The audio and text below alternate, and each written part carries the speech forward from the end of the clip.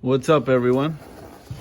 You're looking at the bottom of a front differential on a 2013 Infinity G37x model. This is where it drains out of.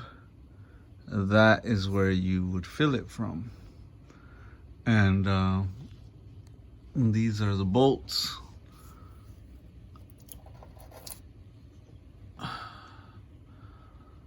It is a Allen key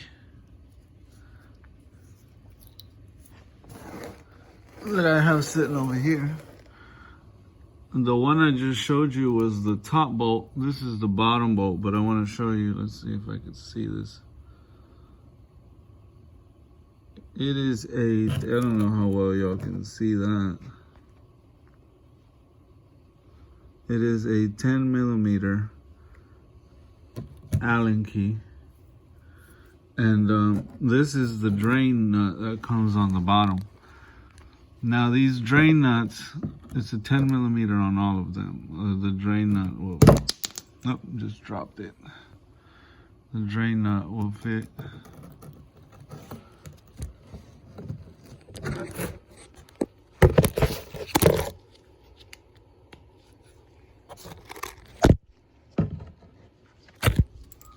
All right, sorry, I had to put the phone down for a second.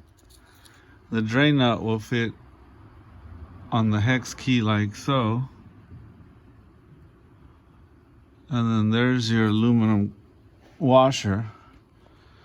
And I'm gonna zoom in as best as I can on this to give you an appreciation of the metal shavings on the magnet.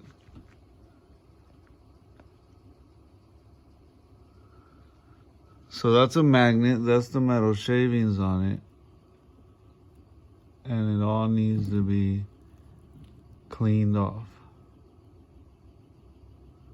as you can see there. So anyways, the drain bolt is always the bolt that is gonna have the metal shavings on it.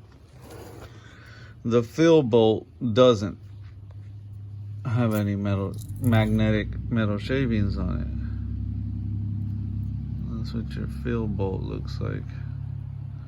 These were a little rusty. I'm gonna put some grease in there. There's a little corrosion building up underneath this car, as you can see on the nuts. They're getting a little corrosion. I don't know if this car was by the beach or up north or what, but there's certain areas that are getting corrosive.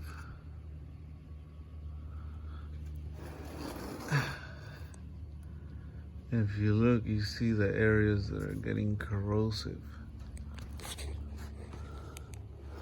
Look at this crank pulley. Look how much corrosion is on it. It's really starting to get corroded. It's not leaking from the seal yet, but there's a lot of corrosion building up on it. If you look up here at these lines for the power steering, there's corrosion on there. Rust beginning to build up. If you look at some of the bolts on the other brackets, you see it also. So this corrosion is something that's been building up under here. I don't know why, but it's not completely rusted, but showing early signs of corrosion. Anyways, that's the front differential. And what I really like about this is it has a real drive shaft going to it. See if I can show you the yoke. Right there. There's the yoke. There's the input going into the front differential. As you can see, more corrosion on the bolts coming off the exhaust. This subframe would have to drop down completely out of the way. This whole subframe would have to drop down. The whole entire subframe would have to come down, and the rack and pinion to have complete access to that front differential. The front differential has your CV axles going to the front wheels on both sides.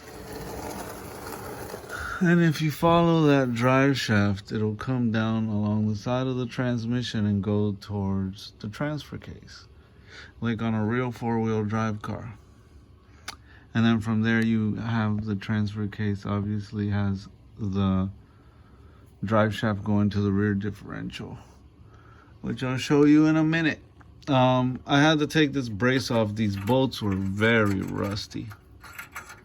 You could see how rusty they were. They were very rusty. I had to use rust penetration liquid and get them off of there. These brackets will go right here once the pan is installed, and then inside of there your O2 sensor tucks in, which I have hanging there, and that's your oxygen sensor.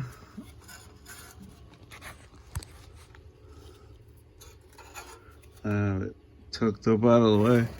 Here's the oxygen sensor on this side, and we have the same corroded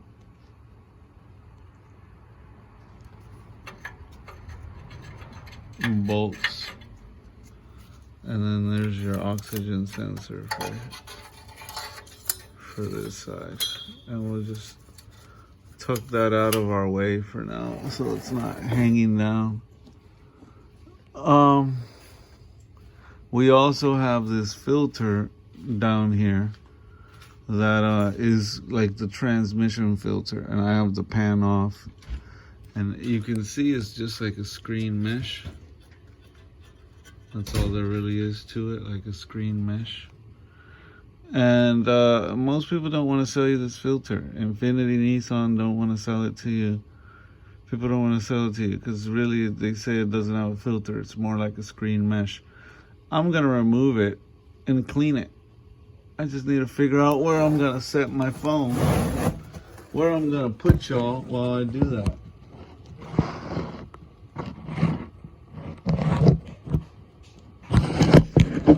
Phone don't want to sit there.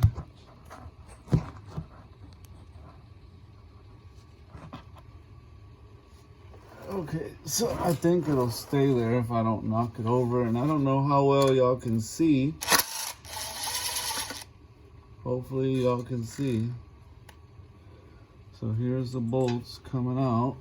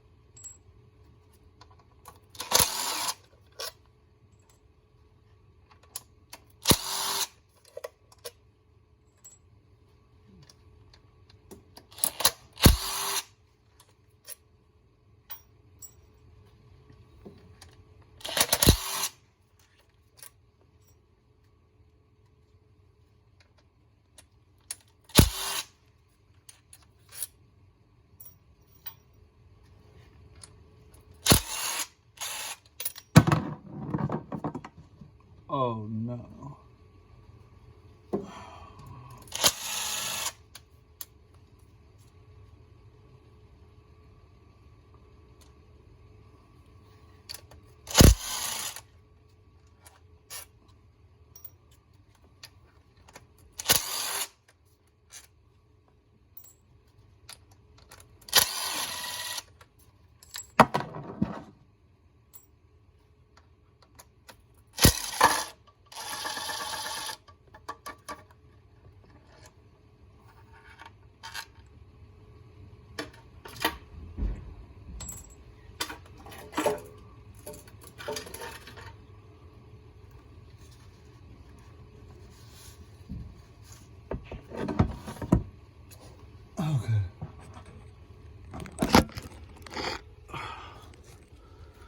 there it is. It's just a screen mesh after all. That's all you get.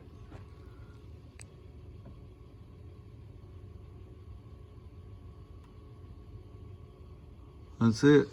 Nothing fancy to it. It's just a screen mesh.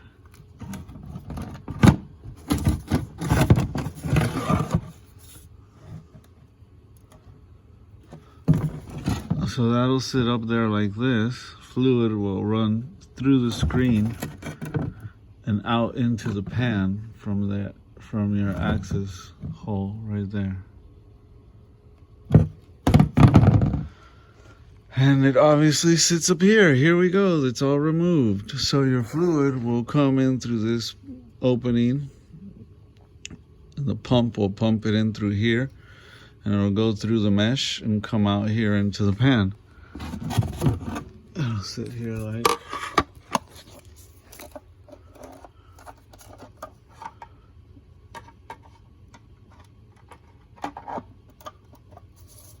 that. So fluid comes in through here. The mesh is all the way through.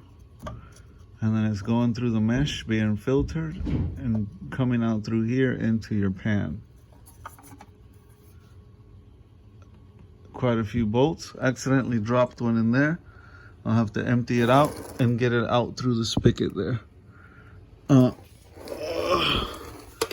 I had to remove this bracket. It was rusty anyways, and it was in the way of getting those O2 sensors.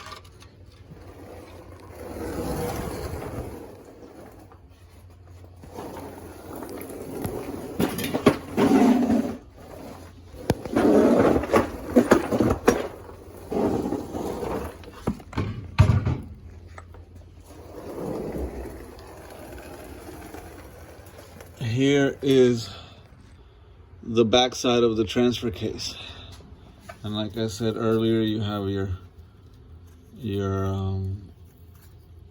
fill. It's the same 10 millimeter Allen, and then you have your drain. So your fill and your drain, I have them set up there so that they don't get lost on the floor, but that's where you fill it, that's where you drain it. This, let's see if I can, that's the other half of the U-joint to the drive shaft that runs down the front of the transmission to that front differential where I was just at. Here's the back side of the transmission. We're gonna clean all this surface, all the way around this surface. We're gonna clean that filter, put that filter back, clean all this, and put the new pan up. Anyways, back to the transfer case. This is a real four-wheel drive system, like all-wheel drive, I want to say. You have a real transfer case mounted to the back. Mounted to the back of the transmission, you have a real transfer case. So a little oxidation being built up under here, like I said, but this is a real deal transfer case. Made it to the back of this transmission like you would see on a four-wheel drive truck. And then coming out of the back of it, you have the heat shield. You have the carrier bearing there, drive shaft bearing that's holding the drive shaft. I want to say it's a two-piece drive shaft. It looks like it is. Yeah. So there's your drive shaft.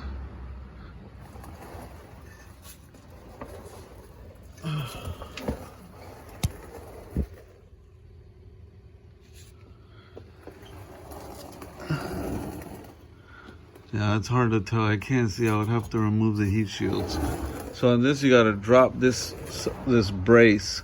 You got to drop the exhaust, which has rusty bolts, and then take the heat shield out to have access to that drive shaft.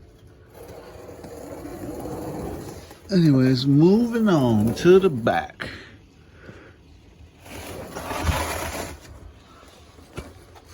Here is the magnet with all the shavings for the rear diff. And then this is the top plug for filling it.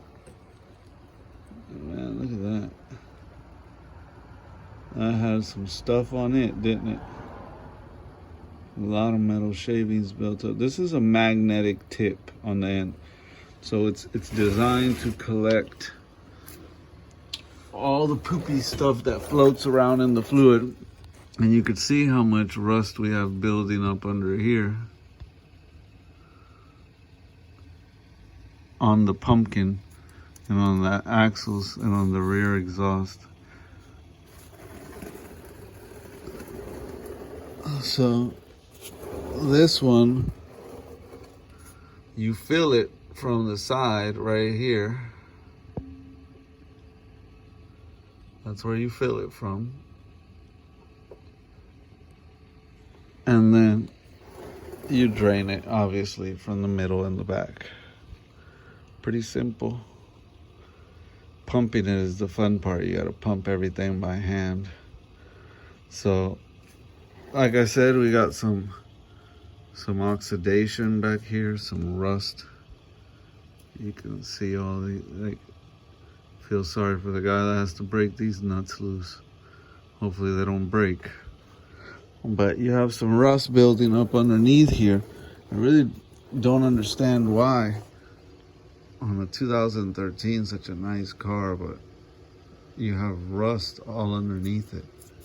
It's pretty rusty. I think the whole bottom of this car, if you look, it's just rusty, like it came from up north. Like whoever had this car for a while has spent some time up north. You could see all the rust, the corrosion, all that oxidation everywhere. It's everywhere underneath.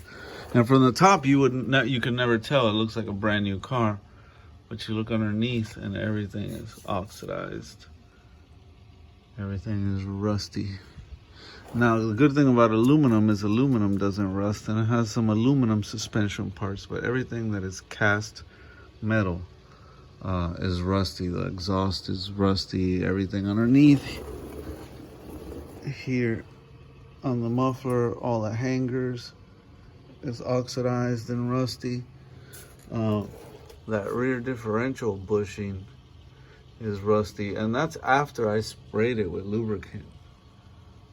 So yeah, it's a lot of rust under here. Who knows? Had to have spent some time up north at some point, or maybe it was in Florida, but the owner lived like right by the beach, and all the sand here by the beach will do that to the car too. So anyways, we got the magnetic shavings. We got to clean off of that, and I like to let it get a good drain overnight. I like to let it drain nice and good, get every last little drop out of there, and make sure we got everything out. So I'll probably let this sit overnight, and then tomorrow I'll come and pump it all up full of fresh fluid. And speaking of fresh fluid, before this video gets even longer,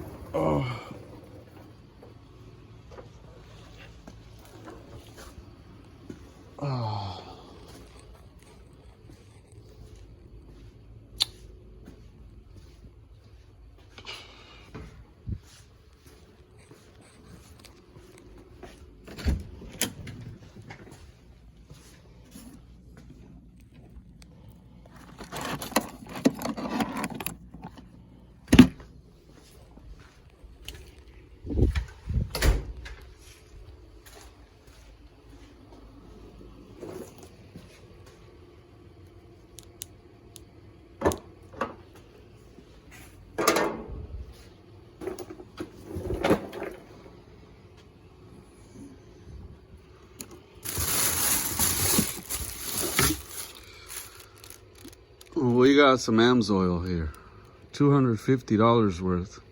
It's a lot of fluid. We got AMSOIL for the transmission. We got the blue bottle, automatic transmission fluid, and we got 15 quarts. So, no, we got 10 quarts. Some people were saying 15, some people were saying 10. We're gonna, the computer system said 10. Online, they were saying 15. So, 3, 3, 9, 10. We're gonna go with that. Then here we have 2 quarts of the red ATF fluid, not the blue one. And these are for the transfer case. So we got transmission, transfer case. And then in this bag over here, everything fell over inside of it.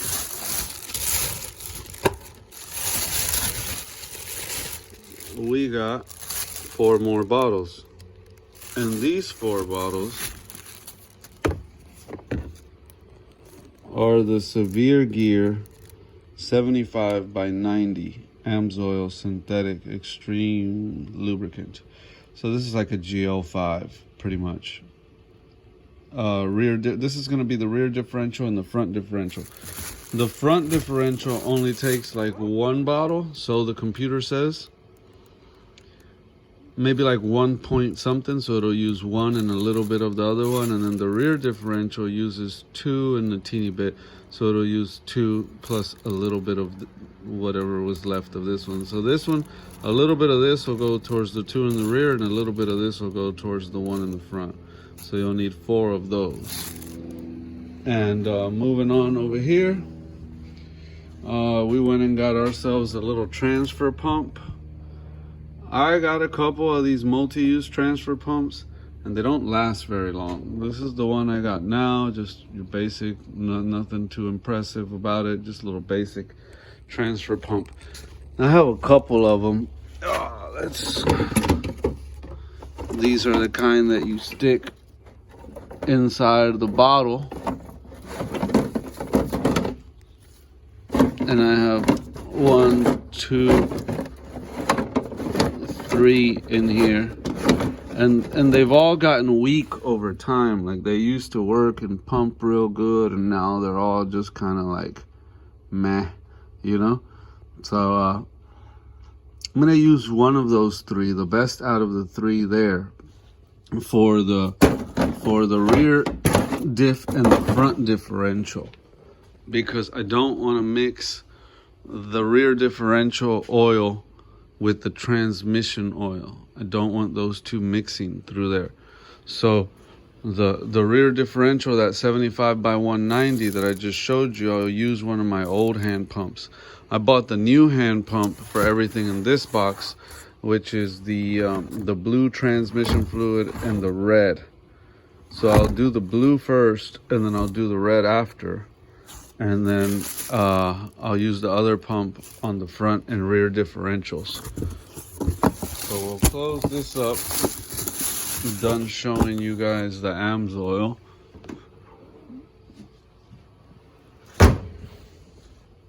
And we'll go back over here and finish the video talking about this. You're going to want to go to, where did I buy this? I got this, I want to say Ace Hardware. Yeah, I believe it was Ace Hardware. You can pick this up at Home Depot, Lowe's, just about anywhere. So it's a 3/8 hose barb to a 1/4 inch hose. They call it nylon hose barb. Greenleaf company makes this one. They're a couple bucks. They're not too expensive, like $2, whatever. And this is what you're looking at. The other end of that pump, the hose, when you buy it, it's gonna be the 3/8. And then that's gonna go into this side of the barb. And then this is the bottom of the transmission where you fill it from. So you need to stick this in there like that. And then this is the 1/4 inch side of it. So you got 3/8 to a 1/4 inch. Now, if your hose is a 1/4 inch hose on your pump, which is not common, but you do get them. Some of these other pumps had smaller hoses. I believe it was this one. Yeah, it had a smaller 1/4 inch, and the other pump came with a bigger. The other pump came with a bigger 3/8 style hose. And these hoses, after a while, they get real hard. The summer and the winters and being stored away there, they get pretty done for. So depending whether you have a 1/4 inch hose or a 3/8 hose, you would get the appropriate barb adapter. And I went ahead and explored on some trial and error stuff, and I went ahead and got the 1/4 inch to 1/4 inch just in case I needed it. And there it is. It's just a little